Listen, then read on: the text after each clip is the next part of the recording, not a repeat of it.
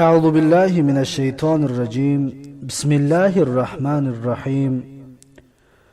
الدرس الثاني عشر، درس دوازدهم.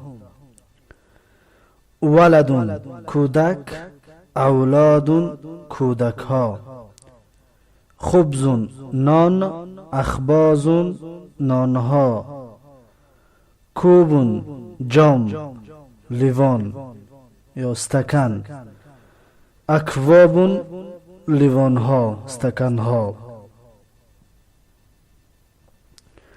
لبن شیر، البان شیرها، ماء آب، میاه آبها، بارد خنک سرد، سخین گرم جوش، لذیذ با لذت شیرین، کل بخور، اشرب بنوش، فیه در وی، یا ایها الولد ای کودک، اقرأه بخوان وی را، اکتبه بنویس وی را. این است لغت‌های جدید درس دوازدهم. خب میخوانیم حوار درس دوازدهم را، گفتگوی درس دوازدهم. ما هذا؟ هذا کوب. چیست این؟ این لیوان است، استکان است. ما چیست؟ هذا این، هذا این، کوب لیوان استکان. ما هذا؟ هذا کوب. چیست این؟ این استکان است. ما فیه؟ فیه لبن. چیست در وی؟ در وی شیر است. ما چیست؟ فیه در وی، فی در هی وی، فیه در وی، فیه در وی لبنون شیر. ما فیه؟ فیه لبنون. چیست در وی؟ در وی شیر است. هل هو بارد؟ لا، هو لیس ببارد. آیا وی خنک است؟ نه، وی نیست خنک. هل هو؟ هل آیا؟ هو وی باردون سرد خنک. لا نه، هو وی لیس نیست بباردین خنک سرد. هل هو باردون؟ لا هو لیس ببارد. آیا وی خنک است؟ آیا وی سرد است؟ نه، وی نیست خنک. هل هو لذیذ؟ نعم هو لذیذ. آیا وی با لذت است؟ بله، وی با لذت است. هل آیا هو وی لذیذ با لذت؟ نعم بله، هو وی لذیذ با لذت شیرین. هل هو لذیذ؟ نعم هو لذیذ. آیا وی شیرین است؟ بله، وی شیرین است. یا ایها الولد کل الخبز واشرب اللبن. ای کودک بخور نان را و بنوش شیر را. یا ایها الولد ای کودک، کل بخور خبز نان را و اشربی واشربی و بنوش لبن شیر را. یا ایها الولد کل الخبز واشرب اللبن. ای کودک بخور نان را و بنوش شیر را. هذا خبز سخین و ذاک اللبن بارد. این نان گرم است، جوش است. و ذاک اللبن بارد، و آن شیر خنک است.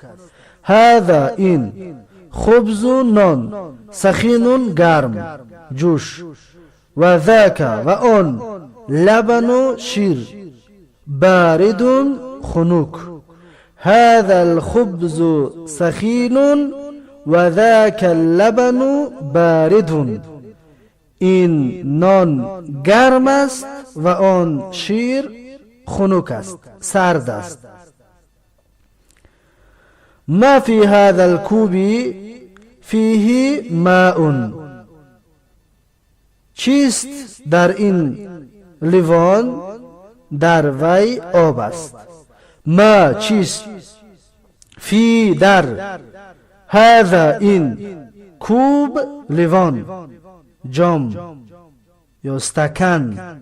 فیه در وی، فی در، هی وی، فیه در وی، ماء آب. ما فی هذا الکوب، چیست در این لیوان؟ فیه ماء، در وی آب است. من فی ذاک البیت فیه ولد. کیست در آن خانه؟ در وی کودک است. من کیست؟ فی در ذاک آن بیت خانه، فیه در وی ولدون کودک. من فی ذاک البیت فیه ولدون.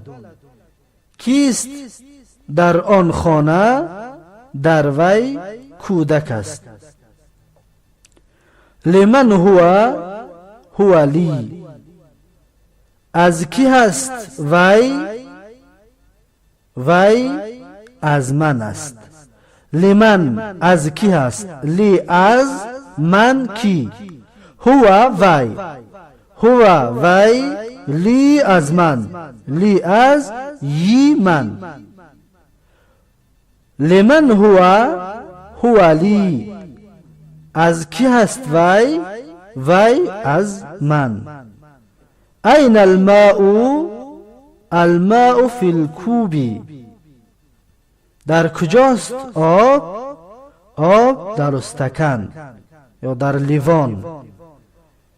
این در کجاست؟ الماء آب. الماء آب، فی در کوب لیوان استکان. این الماء در کجاست آب؟ این الماء؟ الماء فی الکوب. در کجاست آب؟ آب در لیوان است. و این الکوب؟ الکوب هناک فی الحجرة. و در کجاست لیوان؟ لیوان آنجا در اتاق است. و این در کجاست؟ کوب لیوان استکان. الکوب استکان. هناک آنجا. فی در حجرتی اتاق، حجره خانه. و این الکوب؟ الکوب هناک فی الحجرة. و در کجاست لیوان؟ لیوان آنجا در اتاق است. هات الماء یا ولدو. بده آب را ای کودک. هاتی بده الماء آب را، یا ای ولدو کودک. هات الماء یا ولدو. بده آب را ای کودک. این است گفتگوی درسی 12. خب لغت‌های جدید درس 12 را یک بار دیگر تکرار میکنیم. ولدون کودک، اولادون کودک ها. خبز نان، اخباز نانها، کوب استکان یا لیوان یا جام، اکواب استکانها، لیوانها، جامها. لبن شیر، البان شیرها، ماء آب، میاه آبها، بارد خنک سرد، سخین گرم، لذیذ با لذت شیرین. کل بخور، اشرب بنوش، فیه در وی، یا ایها الولد ای کودک، اقرأه بخوان وی را، اقرأ بخوان، هو وی، اقرأه بخوان وی را.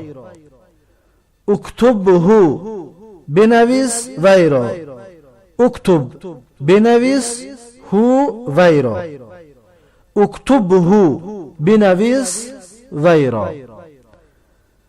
این است لغت‌های جدید درس 12 و در اینجا درس 12 را به پایان میرسانیم. الله یار و مددگارتان باشد و آخر دعوانا ان الحمد لله رب العالمین.